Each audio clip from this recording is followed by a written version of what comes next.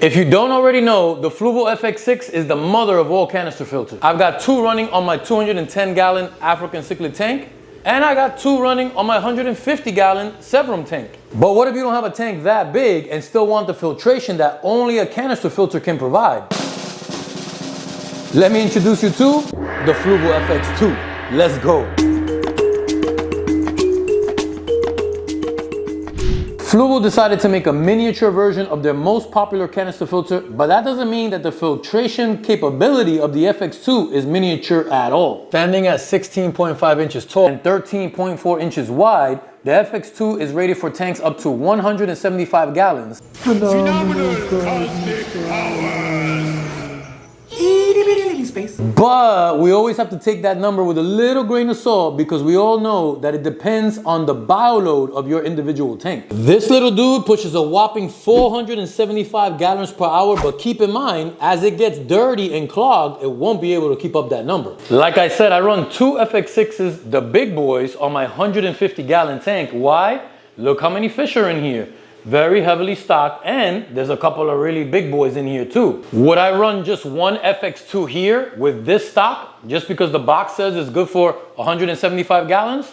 No way. Not that Fluval's trying to deceive us, it's just that there's no way for them to know how we're gonna stock our tanks. They're probably just using an industry standard average stocking level, but we know as fish keepers that sometimes we go overboard, so keep that in mind when deciding what tank to use this on. For me personally, the plans I have for my brand new 100-gallon tank that's coming soon, this FX2 is gonna work like a champ. Now let's open this sucker up and see all the goodies that come inside.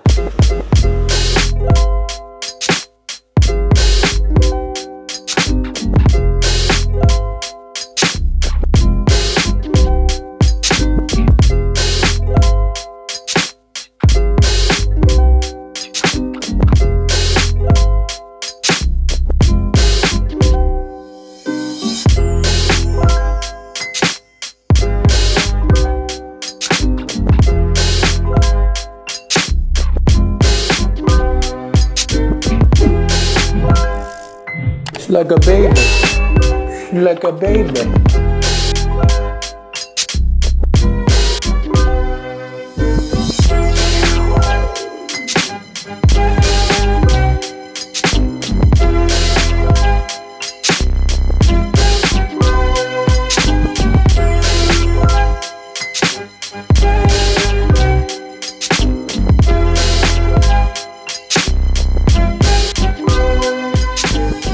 As you can see, we got plenty of parts, and I know it could seem intimidating at first, but I promise you, there's nothing to it. Let's go over each one. As you saw, your filter came wrapped with your hoses. This is gonna be your intake and output hoses. These are your famous aqua stop valves. With these valves, you can open and close them and reduce or increase your flow rate. These are just your clips that go in the back of your tank that hold the hoses to the back of the tank. This is your filter intake. This is your water output where you can adjust these and point the water in any direction you want to. These are a couple of clamps to hold on to the hose when you connect it to the canister. Then we've got little baggie here for your chemical media or any other media you want to put inside the trays. Then we got your trays. We got your 2 main baskets and 2 additional interior baskets in order for you to use any type of media that you'd like to use in those baskets. You can use the ceramic rings that it comes with or interchange any media that you want. One of the beauties of all the FX series is that these trays let you be versatile with whatever type of media you want to use. Then of course we got the canister itself, nice and empty, and the canister top. If you wanted to run some chemical media, that's what these bags here are for. You can put your chemical media inside the bag and then put them in any tray that you want. If you have no idea what I'm talking about when I say chemical media, don't worry. Watch that video right there. I got you covered. Now the first thing we're gonna do is set up the inside of the canister. So we're gonna use the media that it came with or any other media that you may have on hand. Go ahead and put it into your bottom tray. And then you can use your red tray right over the top of it and fill the red tray with a little bit more media or any other media that you may wanna be using. Now your bottom tray is full, 2 trays worth of the ceramic ring biomedia.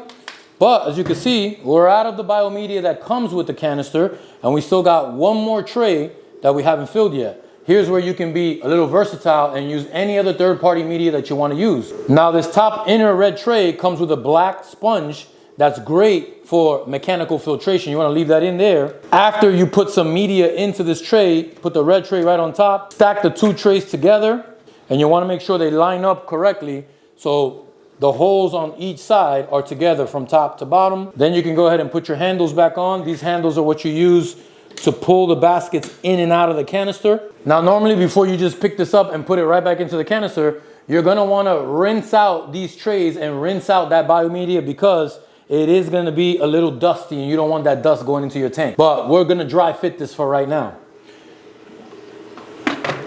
The trays seat perfectly right back into the canister. And you'll notice that the inlet side of the top is the end with the tube that goes down. This top can only go one way because there's only one hole for that tube to go down. There you go. Once it's seated in there, you flip all your knobs up. You'll hear them all click into place. And once they're all clicked into place, then you want to tighten them down in a cross style pattern, just like you would lug nuts on a tire.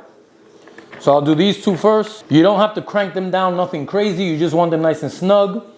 Then you go across an X pattern.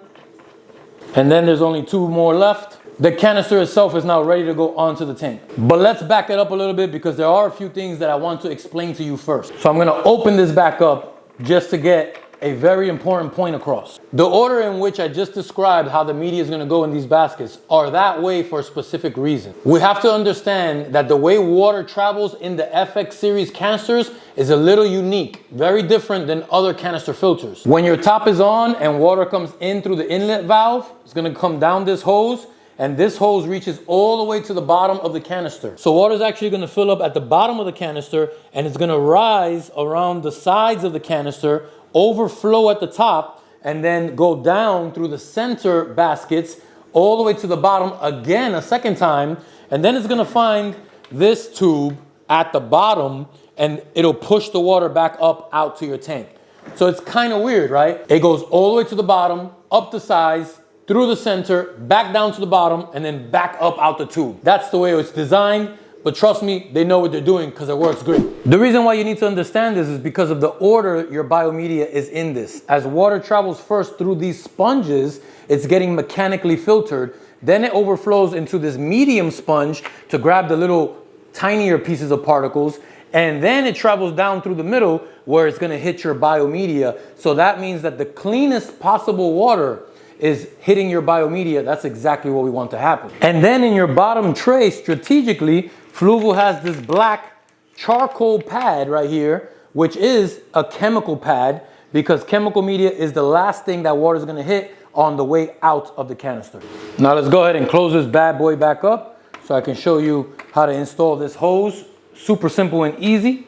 Now we grab our Aquastop valves and watch how simple this is. Here's the end that attaches to the hose. Here's the end that goes onto the canister.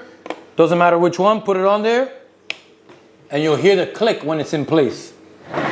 See if you can hear the second one, same thing. That's how you know the Aquastop valve is in and locked. Now, some of you are gonna ask why this only comes with one hose. You need an in and an out, right? But it comes with a ton of hose. Look how much it is. So you grab the two ends with the white rubber on them, find the middle of the hose here,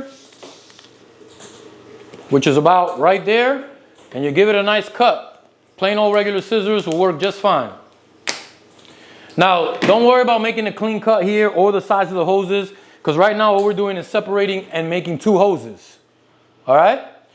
When we get the canister on the tank, depending on the height of your tank, is when you're going to cut this to size.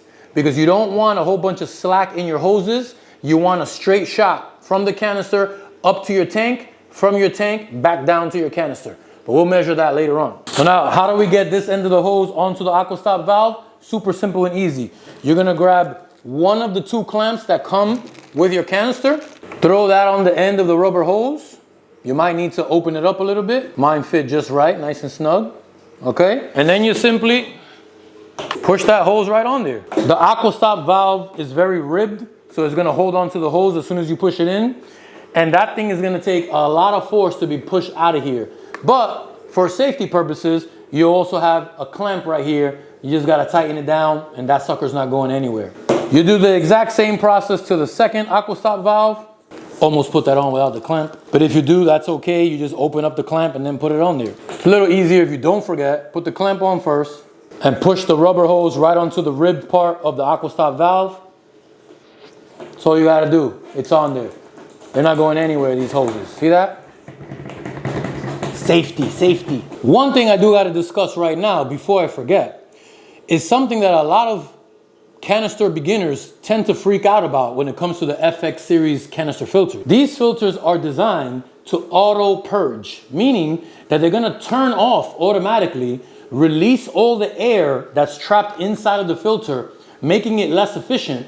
And then when it's done, it's going to restart itself automatically, making it more efficient. That's gonna happen probably 1 or 2 times a day. You're gonna see it, you're gonna hear it.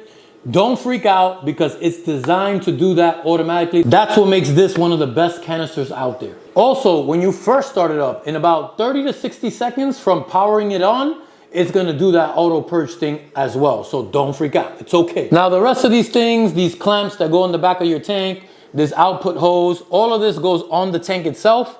And my new 100-gallon tank isn't here yet. If you wanna watch that video, make sure you check it out right there. And if you haven't downloaded the Aqua Builder app yet, I don't know what you're waiting for, check out that playlist right there. You're gonna enjoy it, trust me. But before you go, make sure you hit the like button if you like this video. Don't forget to subscribe, and I'll see you on the other side. Peace.